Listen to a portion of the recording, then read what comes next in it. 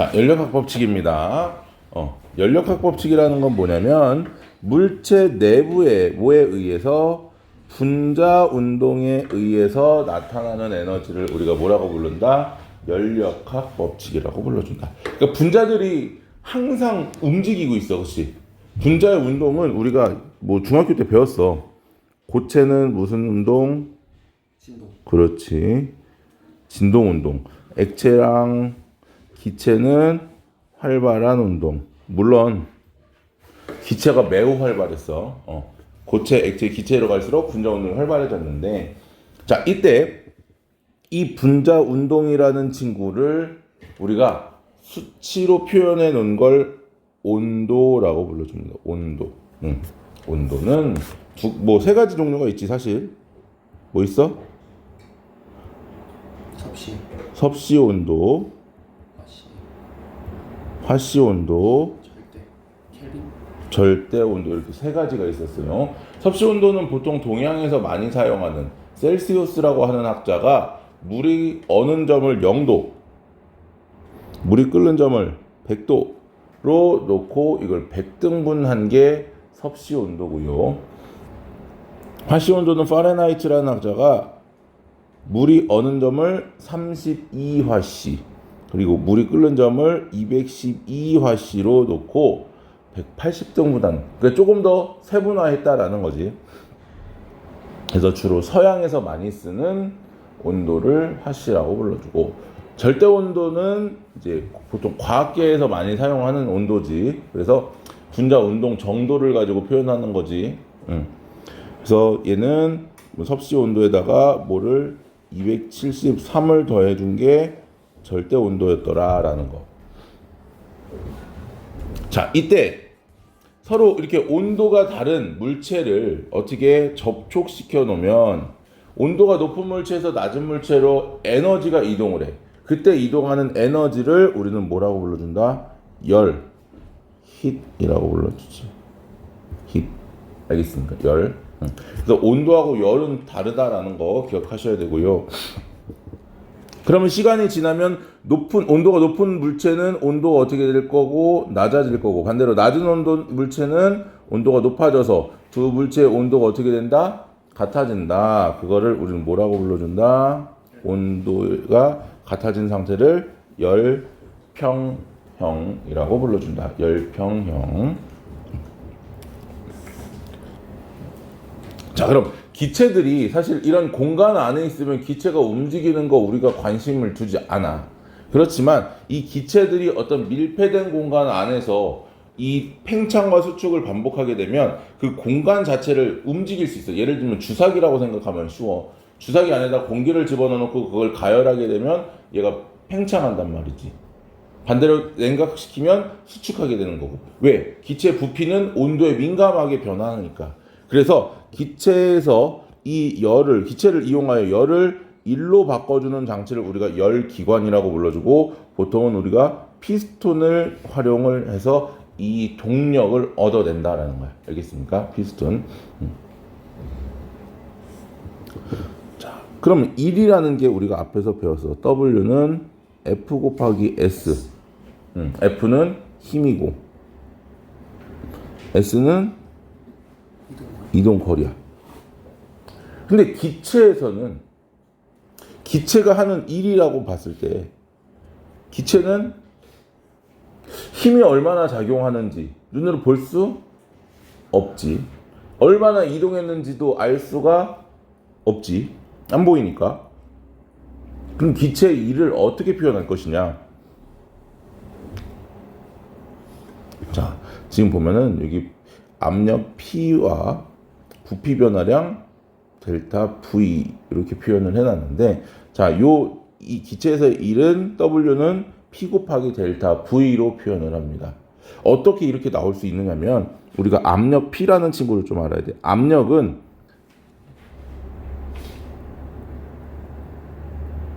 단위 면적에 작용하는 힘을 우리가 압력이라고 불러.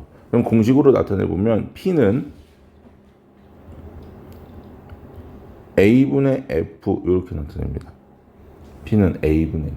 이게 이제 단위 면적 뭐 제곱미터가 될 거고 얘는 뉴턴이 되겠지. 그러니까 단위는 뉴턴 퍼 미터 제곱 또는 뭐 파스칼 이런 단위를 사용을 한다.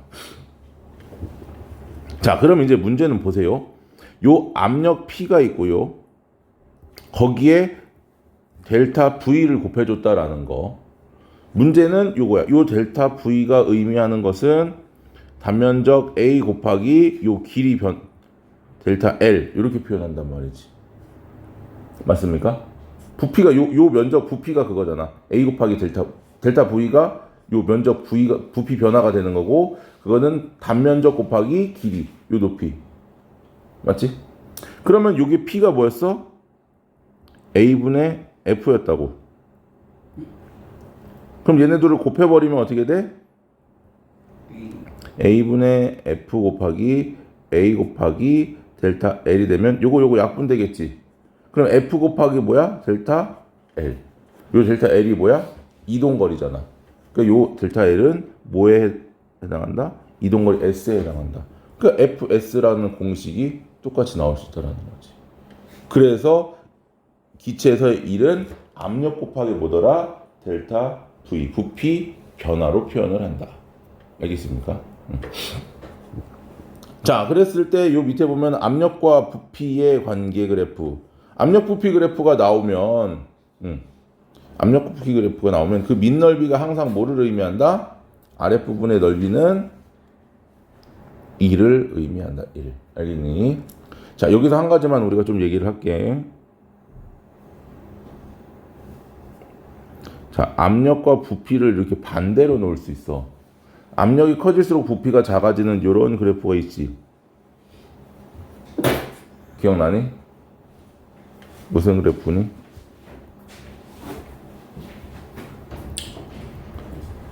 고일 법칙. 압력이 커질수록 부피는 어떻게 된다? 점점 작아진다.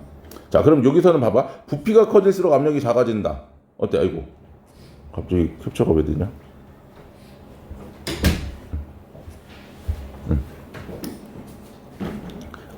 부피가 커질수록 압력 작아진다. 이것도 이제 보일 법칙이랑 거의 어떻더라?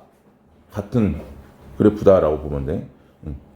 자, 그래서 어찌됐건 요 아래 넓이가 의미하는 게 뭐더라? 기체가 한 1이다. 알겠지?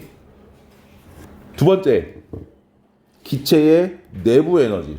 그러니까 기체 자체가 가지고 있는, 그래서 기체 분자들이 가지고 있는 포텐셜 에너지와 운동 에너지. 즉 무슨 얘기야?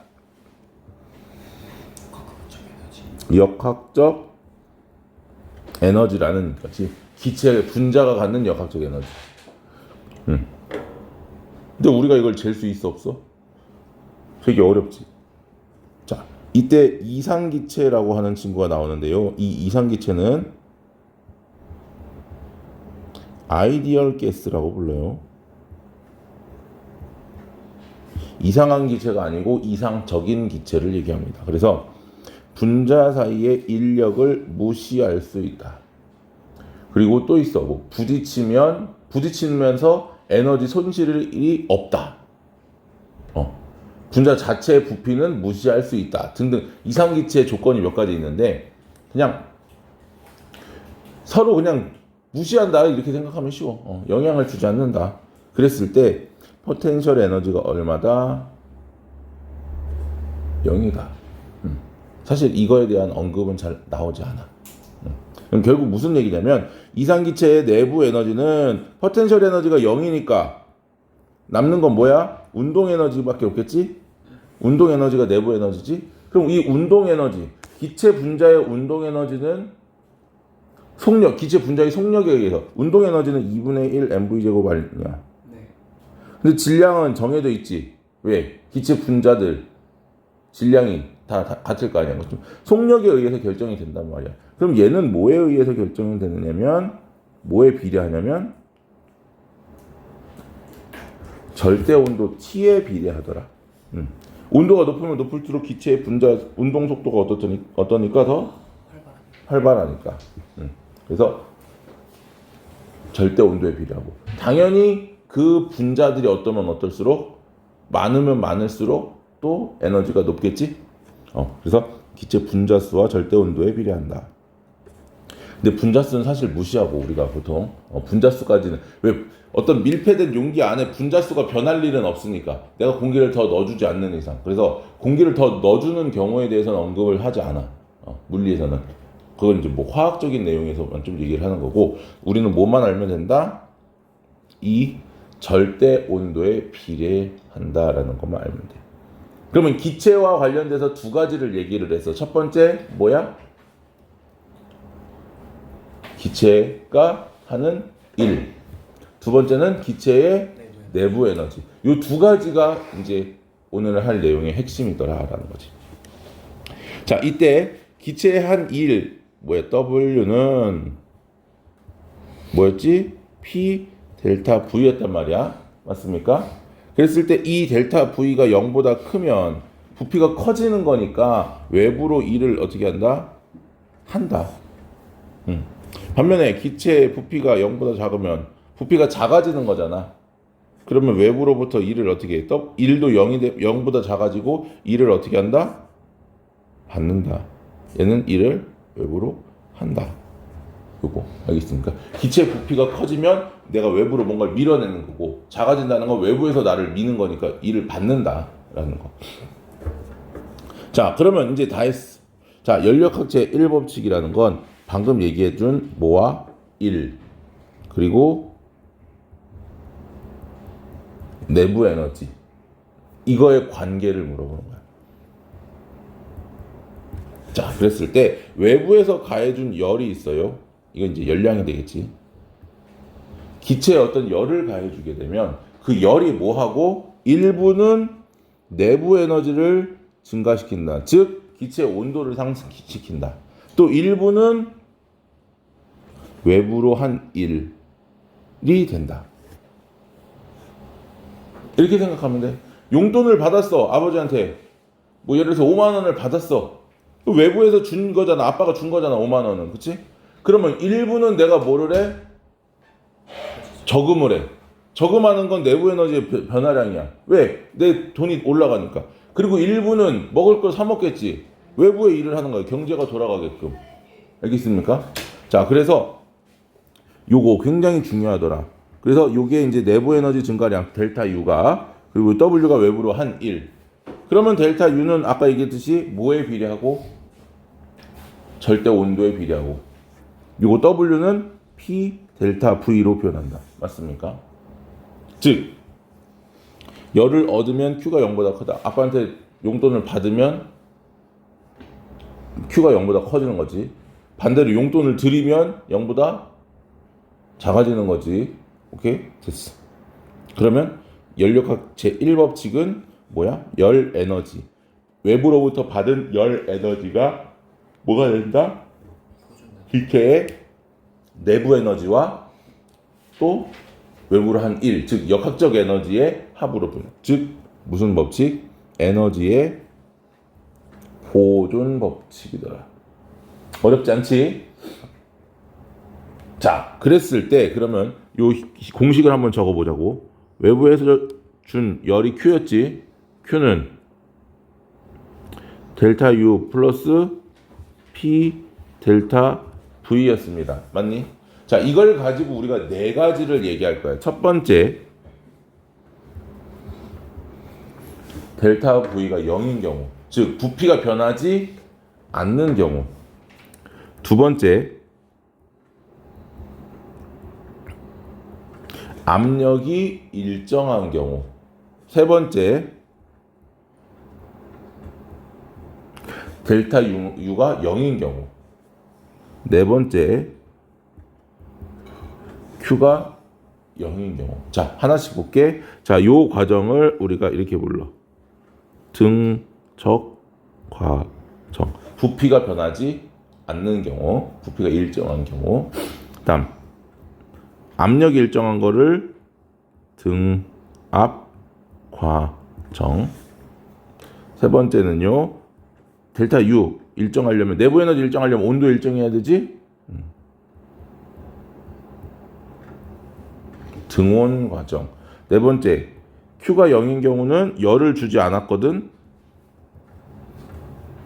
단열 과정. 이렇게 네 가지가 있습니다. 자, 그러면 자, 여기서 가봅시다. 그냥 바로 가보자. Q는 뭐가 돼? 델타 V가 0이잖아. 그럼 외부로 한 1이 있다 없다? 없다. 그러면 Q는 뭐야? 델타 U다. 즉 무슨 얘기야? 돈을 하나도 쓰지 않고 전부 뭐 한다? 저금한다. 오케이. 자, 등 앞 과정은 Q는 델타 U 플러스 P 델타 V. 얘는 일부 저금하고 일부는 쓴다. 우리가 알고 있는 일반적인 일들이 다 여기고. 세 번째 등원 과정은 델타 U가 0인 거잖아. 그렇지? 그럼 얘는 뭐야? 저금은 개뿔 다 써. 준이 다 써. 마지막 네 번째는 받지 않았잖아.